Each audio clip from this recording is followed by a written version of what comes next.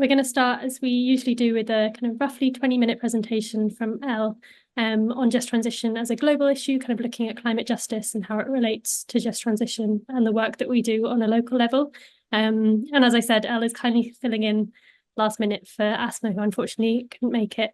But Elle is also going to be, or has just started as the new Just Transition lead. So from next month, we'll be taking over these sessions, as well as the other work around just transition that I've been doing in Transition together. So it's a nice opportunity to get to know them a little bit better as well. So you can all say welcome. Then we'll have kind of 5-10 minutes for any questions and clarifications to the presentation. And we'll go into 50 minutes, if we have enough time, hopefully around 50 minutes of the practice circles. And we'll share a reminder of the facilitation guide and kind of context for that before you head in. But hopefully there's enough people here who've been to a few. This is our 4th session. So there should hopefully be enough people that you can kind of share knowledge in your circles. And for Wendy and Joe, those circles usually kind of follow the theme of the presentation. So you can use those as an opportunity to talk about anything that came up for you during the presentation around the work that you do in your group. And one person will kind of share a challenge or a reflection that they've got. And it's kind of an opportunity for peer learning. Welcome, Rakesh. Lovely to see you. I'll just put a little reminder message in the chat. And then we will come back together briefly at the end, aim to finish around 8:30, or we will finish by 8:30, unless anything goes really wrong.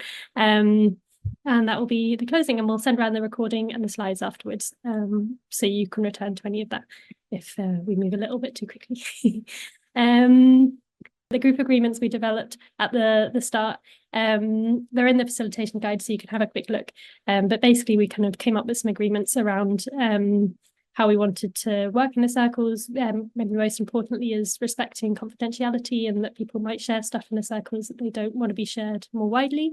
So just checking in around that, being aware of how much space you're taking up, respecting people's contributions and difference.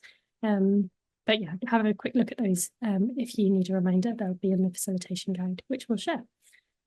Okay, we've just done a lot of talking, and I want to make sure that we have plenty of time for Elle's presentation. So I'm going to pass over to them. And maybe you want to introduce yourself a little bit as well. Thank you, Rona. Yeah, it's really sweet to be here with you all. I think it's such a lovely opportunity in my 2nd week joining the team to just, connect in with the network and see your faces and say hello. And get the opportunity to offer in a presentation about climate justice and the role of climate justice within global transition. Global just transition. And I just want to start off by saying, like, this is by no means an exhaustive presentation.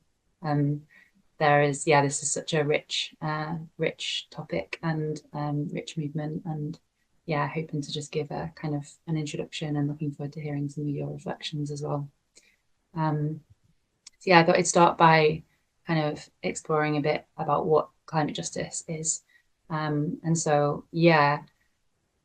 What climate justice offers is a really holistic approach that really recognises the interconnections of the climate, social, racial and environmental issues. And climate justice really identifies the origins of all of these crises within histories and legacies and ongoing impacts of colonialism and capitalism and white supremacy and patriarchy.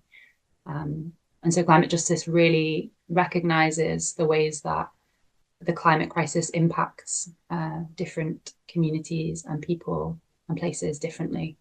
There's unequal impacts of the climate crisis are seeing countries and communities who've contributed the least to its creation facing the most extreme impacts. And the other side of the coin being that the countries that and places and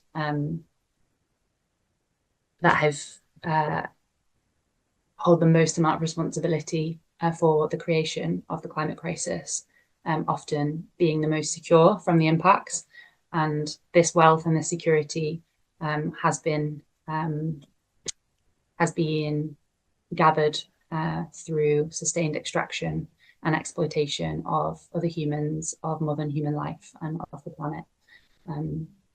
So yeah, climate justice really offers us this very, very broad and holistic lens that takes into account all these different intersecting crises.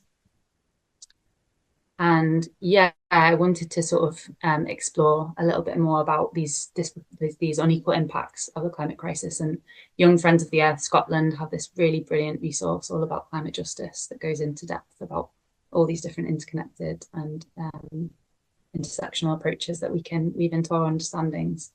And so what's included in climate justice is recognition of the role of racial justice, the role of white supremacy in the creation of the climate crisis. And so one of the unequal impacts that we're seeing that's really, really prevalent is that communities of colour are much more likely to be exposed to pollution and be exposed to toxic waste where they live compared to white people. Also in the climate justice movement is a recognition of Indigenous peoples and the unequal impacts of Indigenous peoples living on the front lines of colonialism, biodiversity loss, extractive practices, like living and losing land to mining and deforestation, and the enforced displacement of Indigenous peoples as well, which impacts so greatly ability to access food, medicine, cultural practices.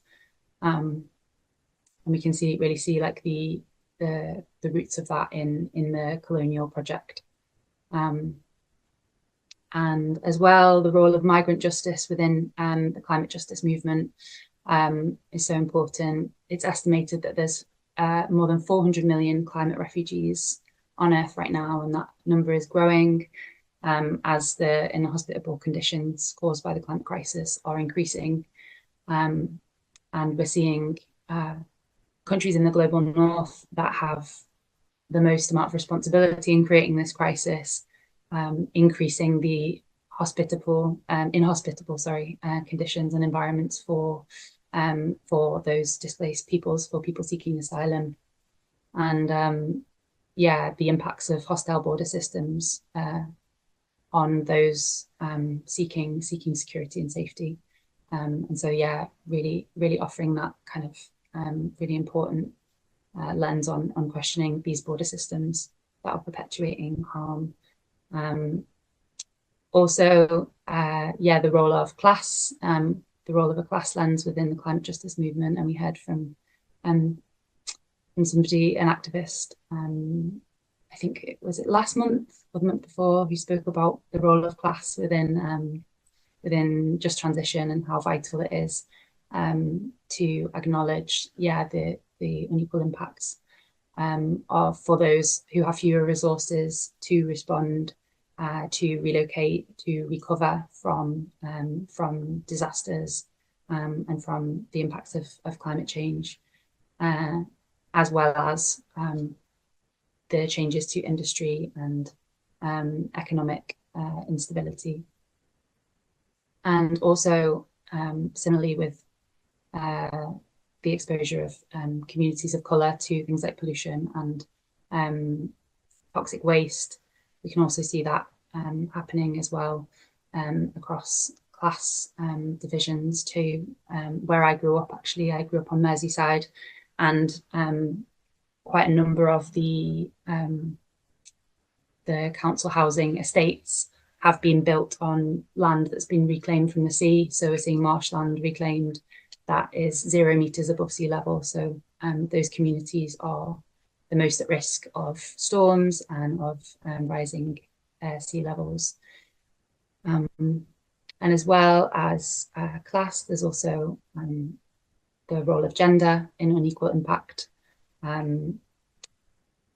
We see crisis sort of exacerbating gender inequalities, and women and marginal gendered people having limited access to resources, as well as facing increased violence and exploitation in times of hardship, in times of crisis, and times of conflict. And the same is true as well for LGBTQIA+ people and communities facing increased marginalisation in the context of exacerbated crises. I was reading in this Friends of the Earth report about transgender people being refused access to certain support services like crisis shelters, and also being unable to cross borders as well when seeking asylum. There's also the role and really important lens of the disability justice movement within climate justice. And we have heard from Emma Green, I think that was our first session, I believe, in the series, who is a disability and climate justice activist, who spoke to the increased vulnerability to climate change for disabled people due to lack of resource and what is already an insufficient infrastructure to support disabled people. And so quite often disaster planning doesn't include disabled people, and yeah, they are impacted in much more extreme ways and are more likely to be harmed in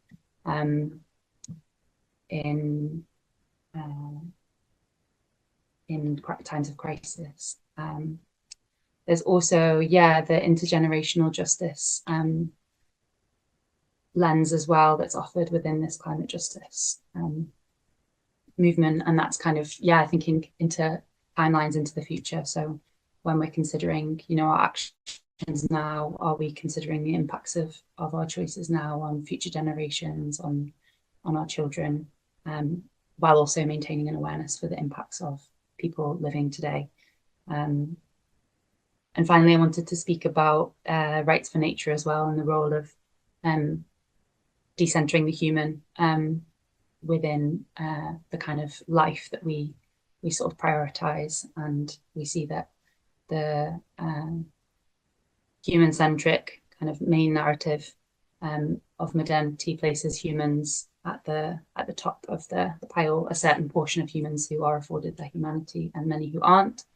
But the climate justice movement seeks to restore the rights of nature and address this story of separation, which, you know, aids and perpetuates the supremacy of humans over nature. So restoring our sense of kinship with more than human beings, with non-human beings, and with the land and with the earth.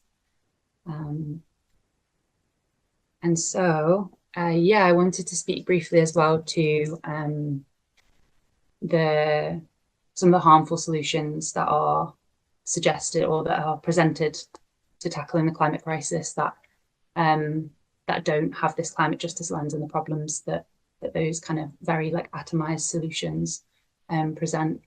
And so yeah, environmental injustice kind of being perpetuated still through efforts at conservation.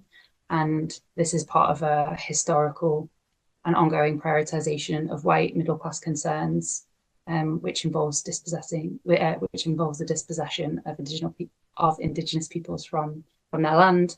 And it also like demonstrates different groups' ability to access green space, access blue space, access connection with land, and really brings up this question of who has access to the land, who doesn't, and kind of inviting this like critical lens when we're thinking about conservation practices. I also wanted to speak about the argument of overpopulation as well, and the huge risks of that when placing blame upon growing populations in the global south, which kind of distracts from the real drivers of climate change, which is overconsumption in the global north, and kind of, yeah, the most powerful and wealthy are, yeah, being let off the hook when we talk about overpopulation. There's also the focus quite often in these solutions on individual behaviour, which erases a systemic lens when thinking about the climate crisis, and diminishes the power of a collective response. Yeah, in addition, another sort of reductive, like atomizing response to climate crisis is thinking about carbon offsetting and focusing on net zero, which are quite often used as an excuse to continue with extractive practices and to perpetuate colonialism and maintain a norm of separation and domination over the earth and over human and more than human communities.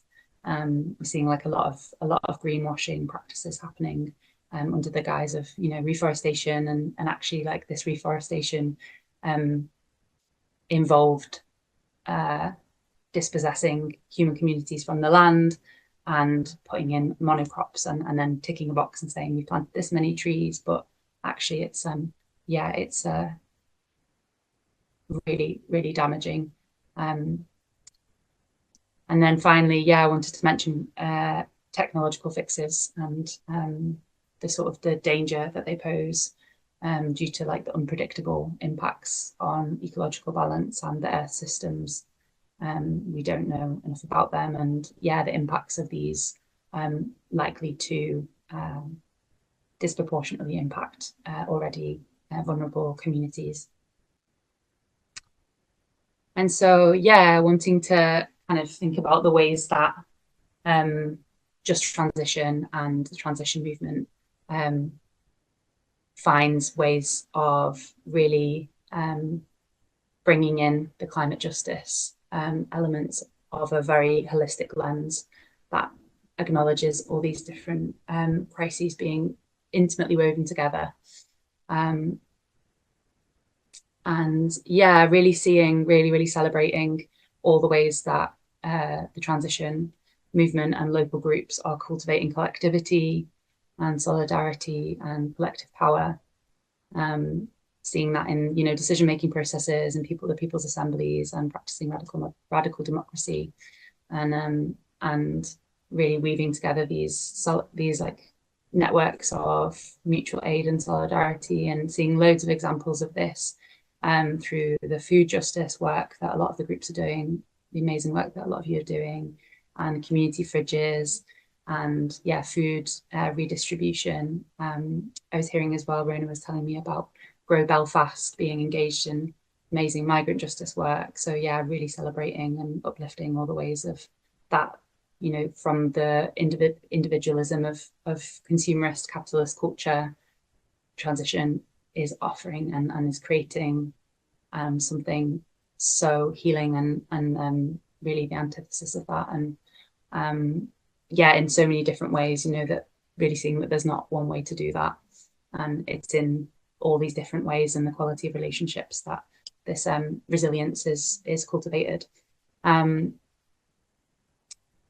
I wanted to speak about sort of outreach as well, and really thinking about at a local level the ways that we can engage those most marginalized in our communities and find out what's important to them.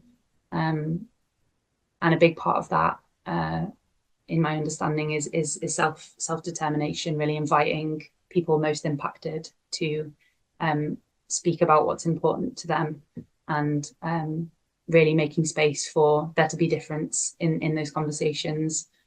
Based on our daily experience, it might be very hard to kind of think about the impacts of the climate crisis at the forefront if you're facing racial discrimination every day, or marginalization based on your gender identity, or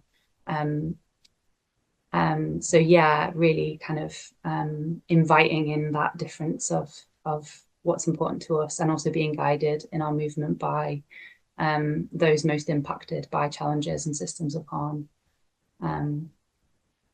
Another really amazing thing that I'm witnessing and celebrating in the movement is the ways that transition groups are divesting from extractive industries. All the repair shops I'm seeing, and skill sharing, and all the ways that cultures of like repair and reuse, and cultures of sharing, and cultures of generosity are sort of divesting from this consumerist machine of extraction and harm. Also wanted to mention, in speaking about this, the power of the local, then sitting within, you know, an awareness of the global, and there's this amazing kind of very simple thing of acting local and thinking global. So one of the things that I was thinking about in considering that in relationship to transition is when we're thinking about local action and the solutions we're thinking about sort of employing to tackle local kind of challenges is considering the impacts of that on other places and considering the impacts of that on other communities and at a wider global scale. And that's also not always really straightforward when we're considering particularly like community energy and the sort of consequences of turning towards renewable energy and things like solar and the things that are needed that are mined.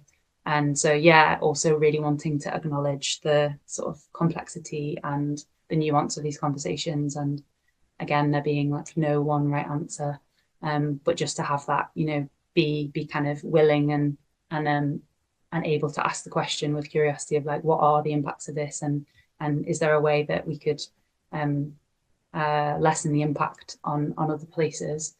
And then, yeah, I wanted to also kind of really celebrate just the role of community and the role of building relationships and all the ways that kind of building relationships across borders and across species strengthens our resilience and weaves through more possibilities of climate justice within the movement. And yeah, seeing all the ways that communities and relationships are being cultivated and cared for within the movement. And I'm really looking forward to hearing more examples and being inspired by you all and all the ways that this is already unfolding.